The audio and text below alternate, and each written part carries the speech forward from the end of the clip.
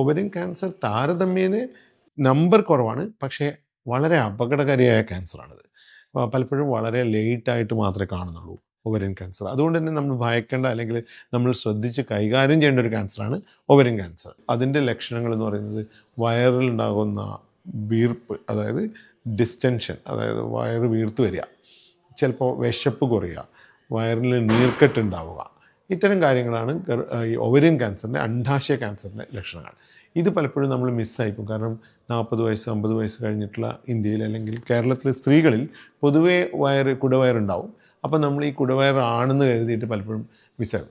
ഞാൻ എൻ്റെ പ്രാക്ടീസിൽ പലപ്പോഴും 20 സെൻറ്റിമീറ്റർ വലിപ്പം അല്ലെങ്കിൽ 25 സെൻറ്റിമീറ്റർ വലിപ്പമുള്ള മുഴകൾ പോലും സ്ത്രീകൾ കാണാതെ, അതായത് അവർ സ്വാഭാവികമായിട്ടുള്ള കുടവയറാണെന്ന് വിചാരിച്ചിട്ട് അത് മെഡിക്കൽ അറ്റൻഷനൊന്നും എടുക്കാതെ, ഡോക്ടറിനെ കാണാതെ, പിന്നീട് സ്കാൻ ചെയ്യാൻ വേണ്ടി വന്നപ്പോൾ പെട്ടെന്ന് ഇങ്ങനെ ഒരു സാധനം കാണുന്നതൊക്കെ വന്നിട്ടുണ്ട്. ഇതൊക്കെയാണ് നമ്മൾ ഈ സ്ത്രീകളുടെ ക്യാൻസറുകൾ പ്രധാനമായിട്ടുള്ള കാര്യങ്ങൾ.